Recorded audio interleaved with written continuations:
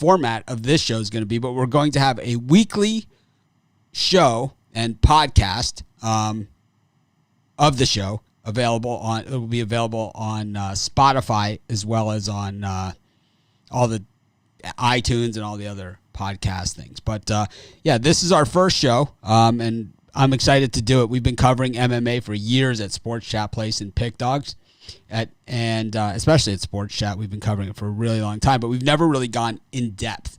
We've kind of just covered it from an article pick level, and then during COVID we covered it a bit on the live show, but we just did it with our regular handicappers. But now we have real MMA experts in Brad and Payne, and I'm really excited to have them. Brad, you want to tell everyone a little bit about yourself, and welcome to the Pick Dogs family.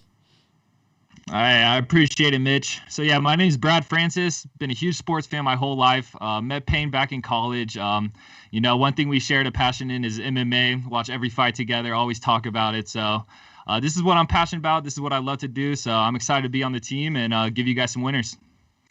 How about you, Payne? What do you want to say to our Pick Dogs, to the dog pound out there? Well, first and foremost, thank you for all of our viewers. Thank you, everyone that's watching and has tuned in. We've gotten a lot of supports in the comments on Facebook and likes on the posts, so we really appreciate that. And I'm just so excited for the UFC to come back. It's been a while. Well, I'll tell you what gets everyone else excited in our Pick Dogs audience. We love winning bets. So you put us on winners, believe me, you'll be welcomed with open arms by our entire community. We cover, the people that are just only bet on one sport here and there, or we have other people. Yeah, they got us pick on anything. They'll pretty much bet on anything, and I probably fall into the latter. But we've got a full card from Fight Island, 7th Fight Island card. Of course, the Fight Island was created during the COVID stoppage to have a facility to have the fights in kind of an almost like the NBA bubble is kind of like the idea of it, right? Where it's like they made this island and, they bought an island, right, to have these fights, and the fighters are basically quarantined on the island. So there's still cancellations, and there's been a couple on this card, but the bulk of them have gone through without a hitch, and we'll just get right into it. If that's what you guys want to do? Yeah, good with that. Let's do it. The first fight, we've got Jason Kilburn and Austin Lingo going at it. Kilburn plus 176. I'm seeing Lingo at minus 120. Wait, no, minus 220. I'm sorry.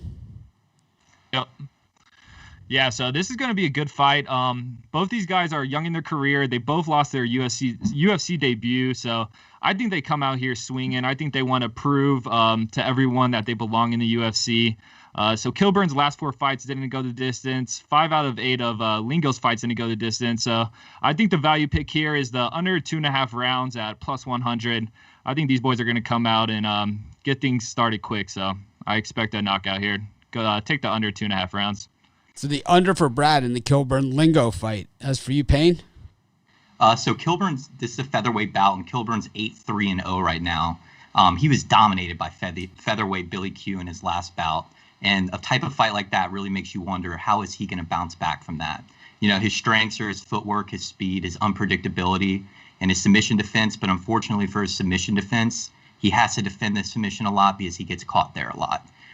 He does have a steel chin, though, and his ground game and his takedown defense is just god-awful. Austin Lingo comes in as a minus 226 favorite. He lost his debut as well and was dominated by featherweight Yusuf Zalal in his last bout. He needs to make a statement after he lost not only his first professional bout, but his first fight in the UFC. So my pick is Lingo should be able to absolutely dominate this fight, but there's no value betting on him as a minus 227 favorite. So I would definitely go with the prop bet. Austin Lingo wins by decision or technical decision plus 160. Okay, so for Brad, it's the under, and for Payne, he is on Lingo. For our second fight, it looks like one of these fights where it's kind of like you got to win because Sarah Morris comes in at 6-7, Vanessa Melo at 10-8. I'm no UFC expert. As a matter of fact, I'm not even close. I don't know much about it at all. I'm kind of just here facilitating the show. But I can tell you, they're not going to keep people around that are not competitive, and you don't want someone with a big losing record. So, Brad, what do you think on this one? Morris at 6-7, taking on Melo. Yeah, you're definitely right about that. It's rare to see someone in the UFC with a negative record, and I totally agree. If Sarah Morris wants to keep her UFC contract, she has to win this fight. To her credit, though, she has fought some better competition. I think she has a better ground game than Vanessa Melo and just an all-around better fighter. So I am going to go Sarah Morris, even though she has that 6-7 record. And I'm going to take her via decision at -110. This is probably the fight I'm least excited about. I may make my breakfast during this one, but take Morris via decision on this one, -110. So, I'm looking at the odds on this, and one thing, as someone as a bettor, and not as a, I'm writing down the picks because I might have a little action on this later on. But the thing about this is, as a sports handicapper and a sports bettor, I see 6-7 against 10-8, and I see 6-7 as -2.25 here. It's like maybe they want her to win. Maybe that's the thought process here. People thinking they want her to win, that they're going to put her in a winnable spot, and not all 10-8s and 6-7s are equal. Yeah, Sarah's fought some good girls, so I think that's going to help her in this fight. How about you, Payne? What do you think? So Sarah's, the only thing that's making me questionable is about Sarah is her awkward striking. It's extremely awkward, and she also struggles landing takedowns against high-level wrestlers. Fortunately for her, Vanessa Melo is not a high-level wrestler, and Melo has proven that once she's on her back, she has a really hard time getting up. As you mentioned, Mitch, both of these fighters are currently at a crossroad and are potentially fighting for their jobs. With the UFC rapidly making cuts, and it seems like every day a new fighter is getting cut, this is a must-win for Morris. I really like Morris by decision or technical decision at -110. It was at +100 when the line opened, but you got to go with it. I think that Morris is easily going to win this fight. I think she's going to be able to dominate on the ground. And Melo, she's just had a rough start to her UFC career, and I really think that it's going to suffer for her. All right, so is that's Melo on that one? Yeah. So no, I want Morris by decision or technical decision, -110. All right, going for the value. So with UFC, what I'm seeing already is that basically when you have these kind of fights that you have, you basically have to lay 100 to win 50. That the better play is to just pick how the fight's gonna end, right? Because there's certain fighters that are finishers, right? The Brazilian fighters are more finishers, right? And then the other ones are strikers. It's gonna go a different thing. Exactly. No. And a huge part of it as well is what was I going to say? Sorry, I just completely blanked. It's okay. I was going to say, well, we were talking about that certain styles of fighters, like I said, Brazilians are finishers, and then you have like strikers, and that will keep the fight going, longer or shorter. So it's like one will, it's different ways of betting the fight to find value. Trying to find value. It's like, as opposed to in boxing, which I know a lot of, right? I have all my fight tickets. I show people all the time all my fight tickets. Yeah. It's like, when you have these, -300, -500s, which happen in boxing, it's like maybe a round prop, which is really no different than putting, $50 on the roulette wheel. Yeah. Yeah, especially when you see guys who are heavy wrestlers, I like to take them decision just because, they're going to ride it out on the ground a lot. So just kind of depends on styles. Yeah, styles make fights, right? That's what they always say. Yes, sir. Yeah. So we got the next fight coming up, and we've got Zawada. I have it spelled wrong. I'll fix it. Zawada up against. That's what happens when you type and talk at the same time. Zawada up against Imov. Imov -265. Another heavy favorite here. So, where can people watch these fights? So the prelims are on at 12 p.m. Eastern Standard Time on ESPN Plus, and then the main card starts at 3 p.m. Eastern Time, and that's actually on ABC. And Brad, I have a quick question for you guys. Do you think the UFC being on ABC is big for the UFC? I mean, I don't think it's going to make a huge difference. Yeah. I think with them having it on ESPN, they attract more of the millennial crowd, the 18 to 35-year-olds. ABC may attract, the older crowd a little, but I don't think it's going to make a huge difference, honestly. Yeah, I don't think so either. I think, like you said, it's going to attract maybe the older demographic and maybe put it in a place on TV where it's easily accessible for viewers. But I think other than that, I really don't think it makes a difference whether it's on ESPN, ABC. The only thing I don't like is how the UFC bounces around. So like the early prelims might be on Fight Pass. The prelims are then on UFC or ESPN Plus. Then the main card you have to go on pay-per-view to buy. So I just don't like that model. I don't like the way it's structured. And for an older audience, it might be difficult to navigate through that technologically. Well, thanks. But hey, somehow I make it through the day, But but anyways, back to this fight with Zawada and Imov.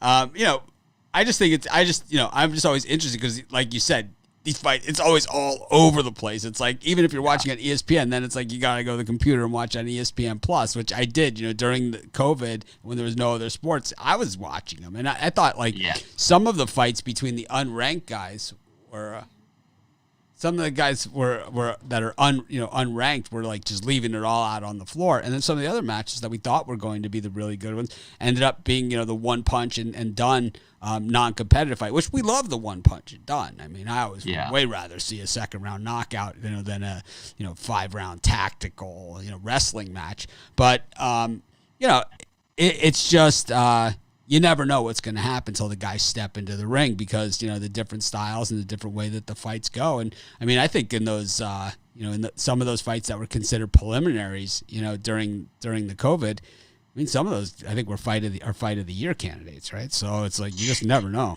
Yep, you never know. It's crazy. And I think that's probably the most unique aspect of mixed martial arts itself. And in a football game when the score is 47-0, you know who's going to win. And in a fight, the fight's not over until it's over. We've seen plenty of fights end in the last 5 seconds, in the last 6 seconds, after that fighter has lost throughout the entire fight. They somehow pull the victory off in the end, which is all that matters. Oh, yeah. So that's definitely unique. Yeah, the one, I don't remember her name, but there's one of those Brazilian women. She has the same last name as another male fighter. Amanda Nunes? No, not her. It was something. It was we'll probably get to a different card and she'll be on there or something. But it was like this thing where she's just getting punched in the face, and all of a sudden they go to the ground, she slips an arm through, it's over. It's like boom. Yeah. It's like that. It happens that quick. But let's get on this one. Zawada and Imov. Once again, we got a +2 and change to a -2 and change. Looks to be, from the odds. Unless you're going dog, you're going to have to find another angle here. Yeah. I think this fight is closer than the odds say, honestly. Both these guys have good wrestling. Personally, I think Imov has fought way better guys than Zawada, and I think he's a better fighter all around. So I definitely think Imov is going to pull this fight off. He's a -260 favorite, though, so I'm going decision here. I think the fight's going to stay on the ground most of the time, so take Imov via decision, -105. How about you, Payne?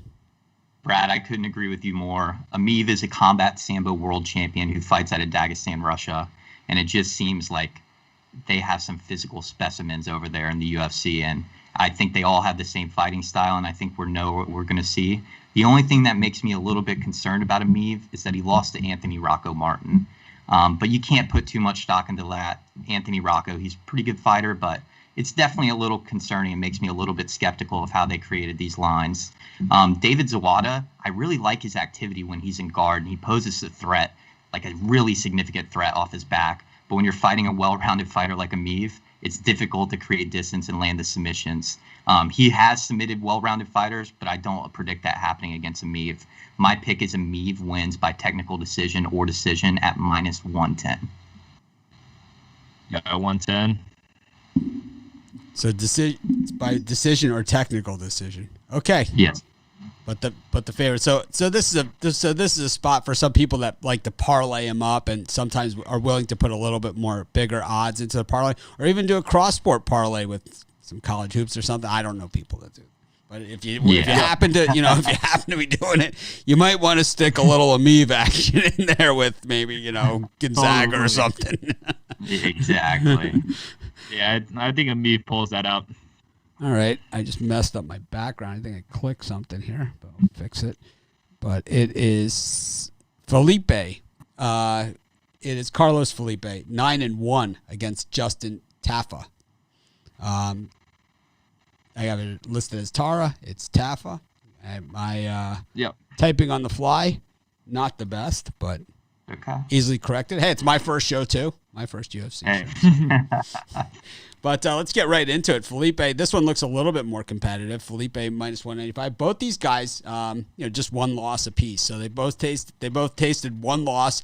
So they probably go into it with that attitude. I know what it feels like to lose. I don't ever want to feel like that again. And that's not a bad thing. Yes, sir. We are on the same page there. But yeah, we got the big boys here, man. The heavyweights. Both these guys are huge. Justin Tafa is only 4-1. But he's fought on 2 UFC pay-per-view main events. So man, he's used to the bright lights, and I think that could play a role in this fight. But Carlos Felipe beat Yorgan de Castro. Tafa got slept by Yorgan de Castro. So I think I'm going to take Carlos Felipe here via KO. You could get that at plus 185. I love the value there. Someone's going to go to sleep in this fight. And Felipe has all-around better hands than Justin Tafa. So I think we could see Justin Tafa go to sleep here. So take Felipe via KO plus 185. And you, Payne? What you got, Payne? So Filippo, he won his last fight against Yorgan de Castro in October 2020, and he has 6 wins via KO at 67%. But in Tafa's last fight, he won against Juan Adams via TKO in the first round. But it's important to note that Tafa's first UFC loss was to de Castro, who Felipe previously beat. Tafa also has 4 wins by KO. He's known for coming out hot in the first round. I guess the best advice I can give you is don't bet on this fight. Don't include Felipe as a leg in a parlay.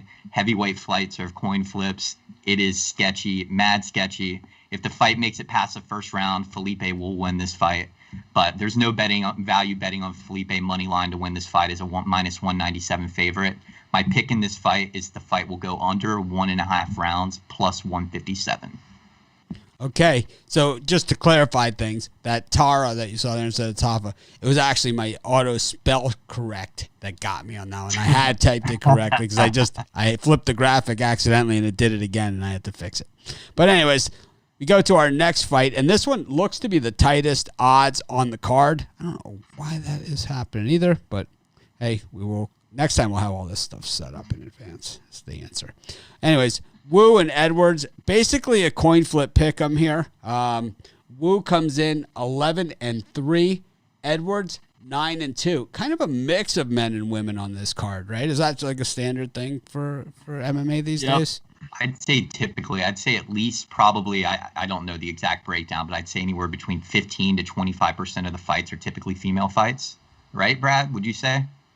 I would say 2 to 3 fights a card. You'll probably see women fights.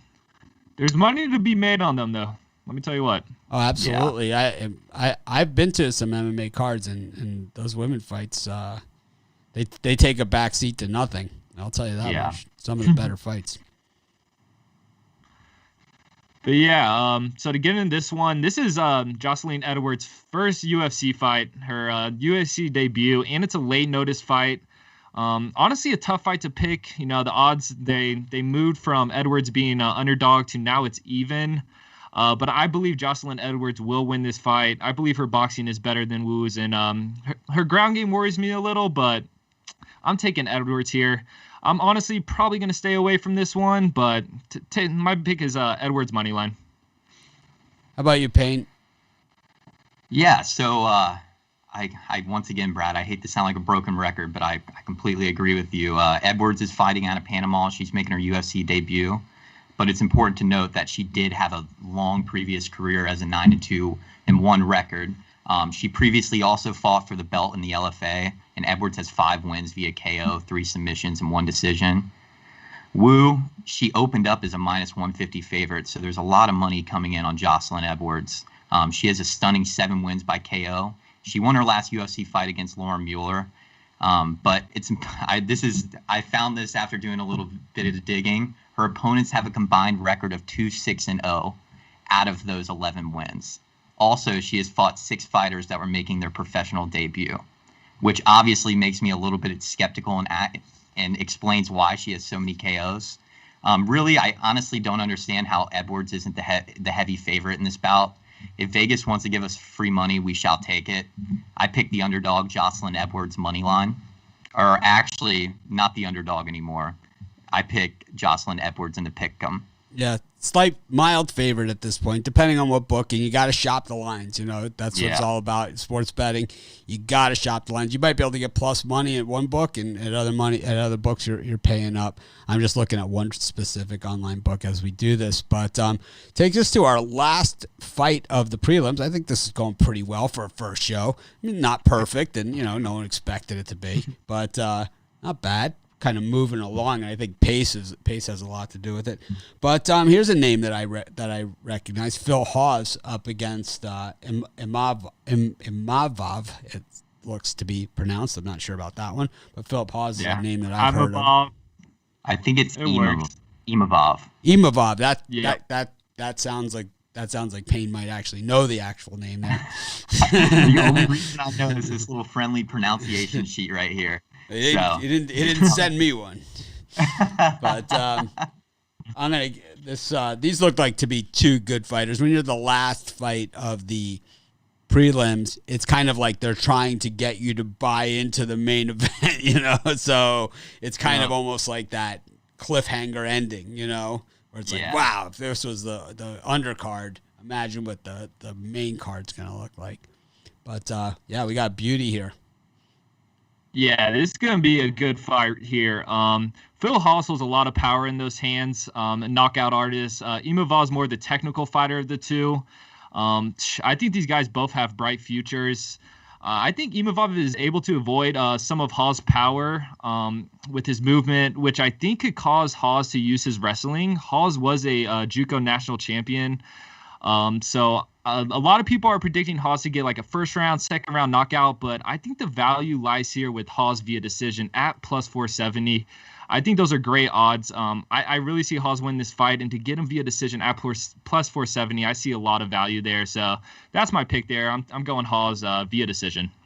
How about you, Payne? You gonna stick with Brad here, because it seems that a lot of people in our audience going the other way here with Imov. Yeah.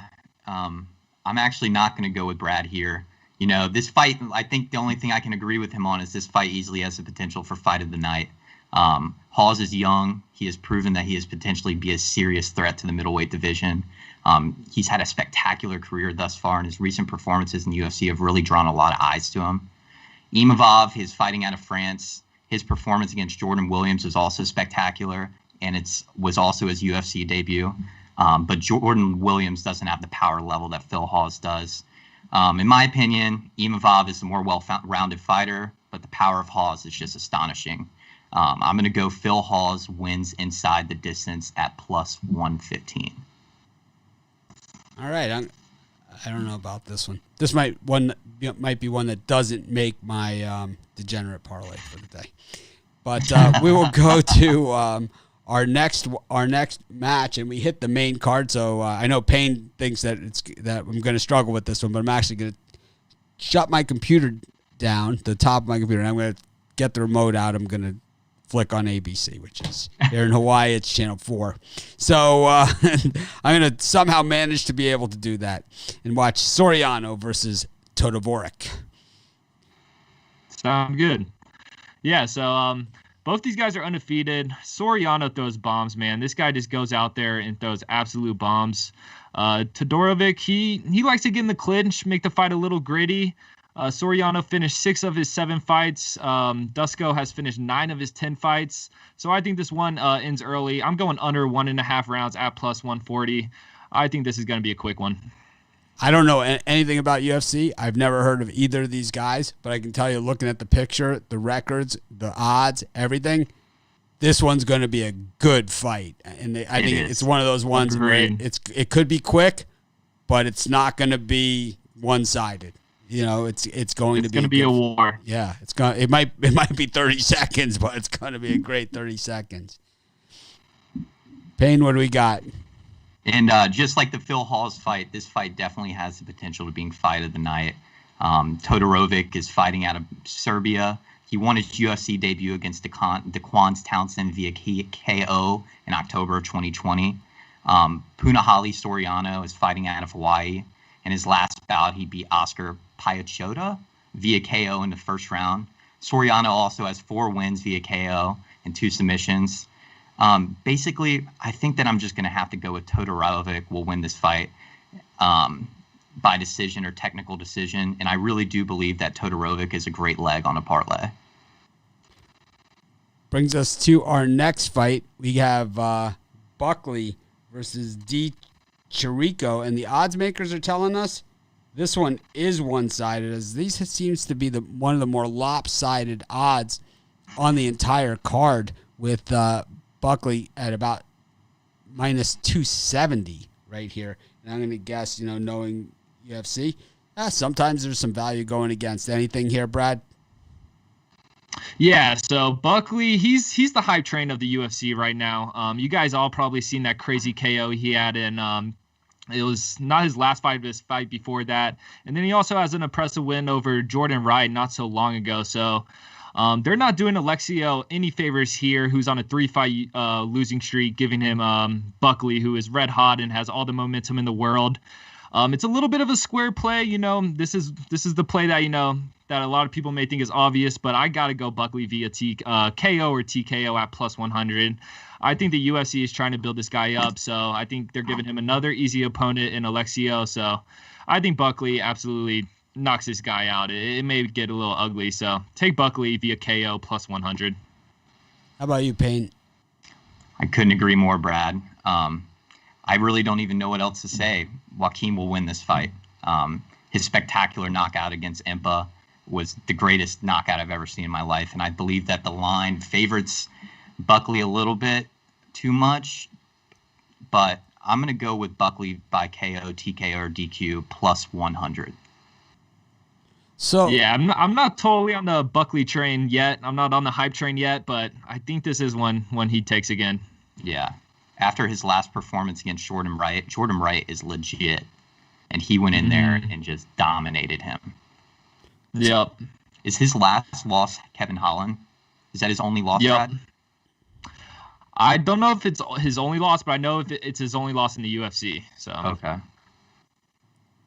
So usually when UFC or in boxing or whatever, when they have a guy like this who's an up and comer and kind of the guy that they're promoting, normally they're targeting a specific opponent and that big payday, that Conor McGregor type event, that anyone that you could think of that maybe they're trying to push towards a showdown with Buckley. Yeah, it seems like the they're UFC definitely trying to build him up. Yeah. It's like they always. How about the Swedish guy with the beard? What's his name that we saw during the COVID? He seemed pretty dominant. Oh, Chimaev probably. Yeah, that's who it was. Yeah. Yeah, Kazmat. That guy's a savage. Yeah, what weight is he in? Absolute animal. What weight is he? Wait. Welter. Or Welter. So he's not in the same weight class. But if he was, that would be... actually, he's a middleweight. He kind of switches off, but his main weight class is middleweight. I think that's what he's going to stick with. Maybe that's what the fight kind is. Kind of switches off, though. Maybe that's the fight. Yeah. Is Buckley and him. That would be crazy. That would be crazy. Yeah, see, we're already all... You got it's like I don't even watch this stuff, and you got 3 people willing to pay for this thing. That's how crazy it is, right? It's like we're all like, wow, that would be good. And we actually haven't even said this yet. Please smash that like button. It helps absolutely. us out a lot. Yeah. It helps us greatly. It's free. We're doing free content. Please smash that like button if you're watching. Yeah, we're just, this is a new show, so the like button will help get the show out there, more people, and it's like it will attract that, instead of having me here, directing traffic, maybe you get, Joaquin Buckley or something, It would be a lot more fun than feel like I'd tune into that one. So by all means, smash that like button. But we've got the Ponzinibbio minus 295. Here is the biggest favorite on the card, up against Liang. Jinglang Li. I know it's Chinese, right? So it's like it's always backwards the way that they do it. It's Li is the last name. Plus 231. Any chance? 28-3. That is a lot of UFC fights. That's a lot of fists to the face. But 17-6. That's someone who's been around the block as well.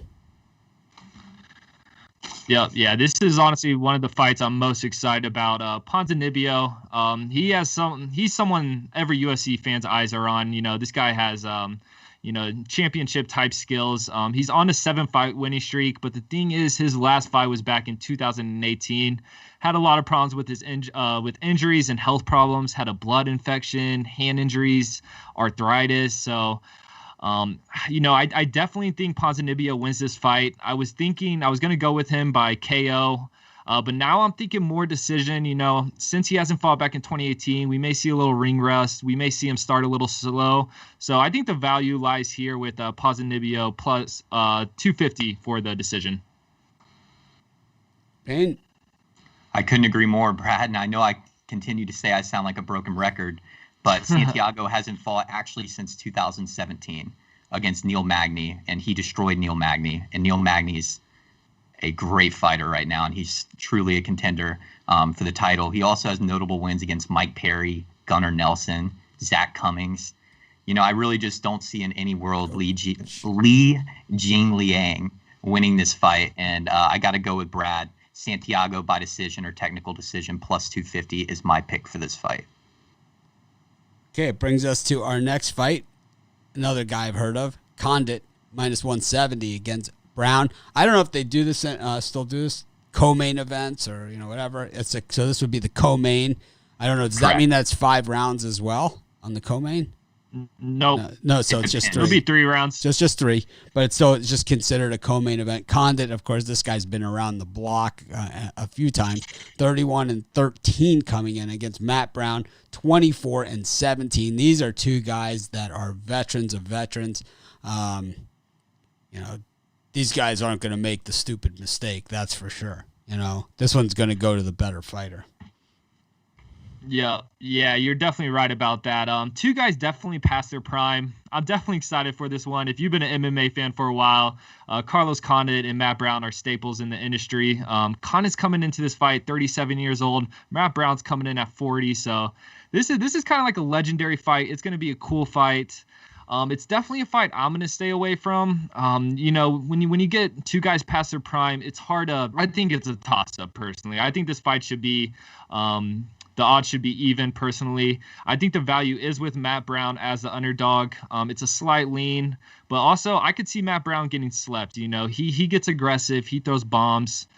He's a crazy man. Matt Brown is a crazy man. So, like I said, this is one I'm going to stay away from, but I'm leading Matt Brown money line plus 140. I think that's where the value's at here.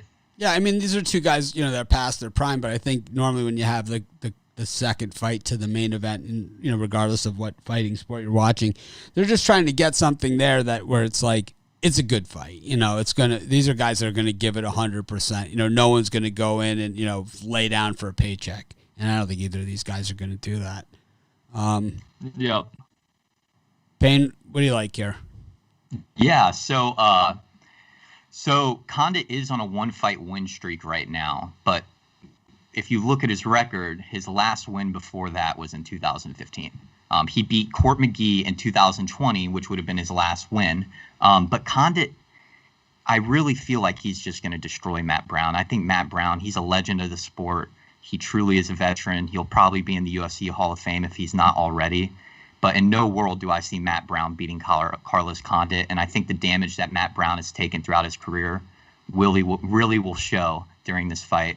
And my pick for this fight is Condit by KO or TKO at plus 340.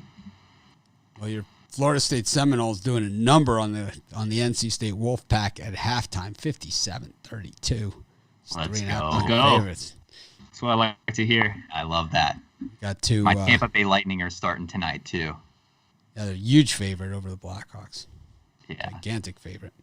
But anyways, gets us to our next matchup and our main event. And I don't really have it. I don't really know anything about UFC. I'm not going to sit here and pretend I'm not one of those guys that like hockey season rolls around and all of a sudden I understand, how to bet on hockey or anything. I'm just not one of those guys. But I do know that if I don't say Max Holloway is my pick in this one, that I can't walk down the street. Also, I will throw in he was robbed in a couple of those losses too.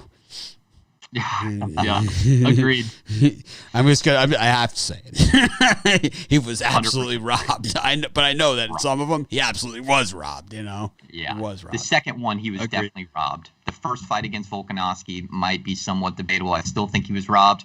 But the second one might have been the biggest robbery of the year.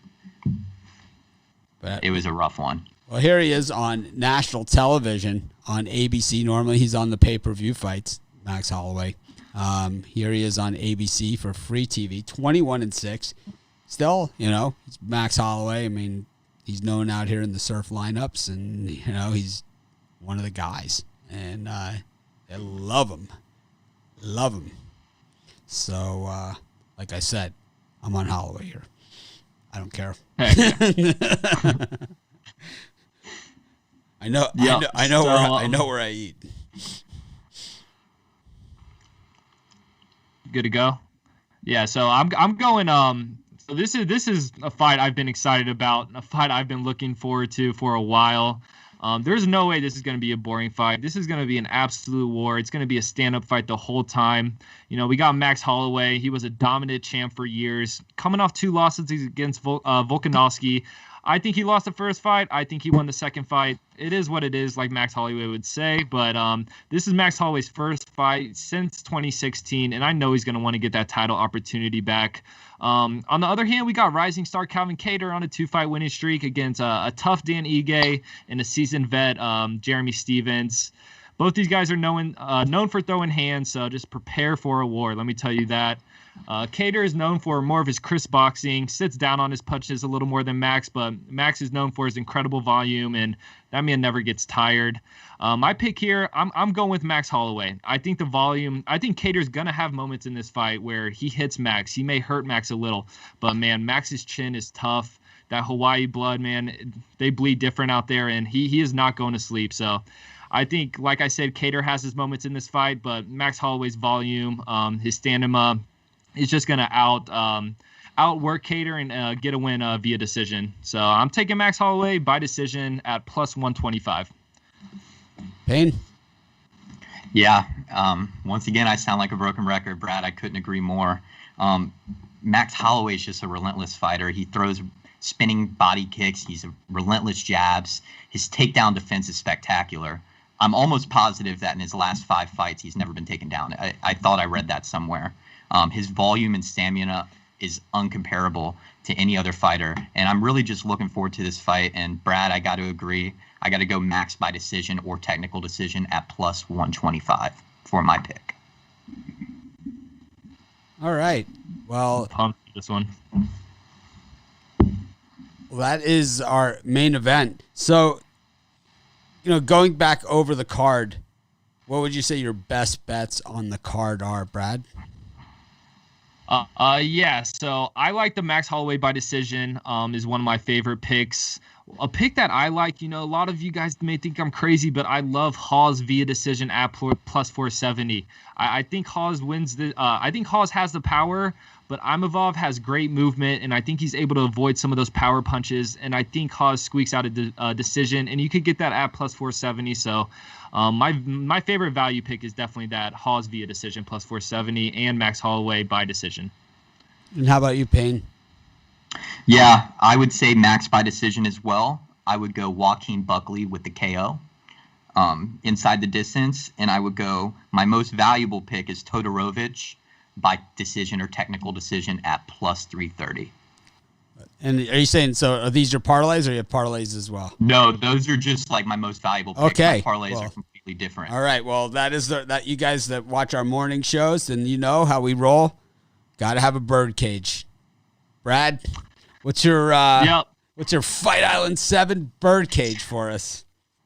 Yep. So I'm going to go. My first fight's going to be the female fight. I'm taking Jocelyn Edwards money line, Max Holloway via decision, and Ponzinibbio via decision as my birdcage. Nice. And how about you, Payne? I'm going Jocelyn Edwards money line, Max Holloway decision or technical decision plus 125, and Todorovic money line. There you have it. You don't leave our shows without giving a birdcage. But so, to bring everyone up to speed that joined us late, we're going to be doing these shows regularly. There's going to be a regular weekly show, probably at this time, or we'll find the time. But I believe this for now is the time. And then we're going to do pre-fight, correct? For the prelims. We're gonna do in between the prelims and the main card, and if you're open to doing the pre-fight, maybe we can do that for like the big fights, like the Conor McGregor fight and something of that magnitude. But we can discuss the logistics and everything. It's really whatever you guys want to do, and if the fans want to see it, we'll do it. And that's really it. Smash that like button. Yeah. So what we think will happen, is that eventually I'll be phased out of this show, and it's probably a good thing because I really don't know that much about the UFC. It's their first time on here, so I kind of just to get a flow. They'll be able to now look at the show and say, well, we could do this between ourselves. It's kind of hammered out. Like one guy will start one fight, and then the next guy will start the next fight. So it's not Payne always saying, well, Brad just said this exact same thing. Yeah. But anyways, I thought not bad for a first crack, guys. I like I said, I'm excited to have you guys here. I can't always say that with everyone that joins us, but I am excited to have you guys. And I see big things ahead. I told them before the show I didn't think anyone was. I said I don't know if anyone's even going to tune in for the live show. I think over the course of the week people will watch, but at the live show we had pretty good turnout, close to 100 people watching pretty much the whole way for the live show. I'm going to guess we'll get a few thousand before fight day. So thanks a lot. I think a good first crack. You always got to start somewhere, and I think we started on the right foot. Thanks everyone that joined us, that smashed the like button, and be sure plenty more from Payne and Brad on the way. Thank you guys, and we'll have to come up with a name for our UFC, for our regular show, and then we'll have to call it, whatever the name for the show is, Fight Night. Have a great night, everyone. I'll see you guys at 10 a.m. this morning. These guys will see you this weekend. Fight Island. Saturday. Fight Island.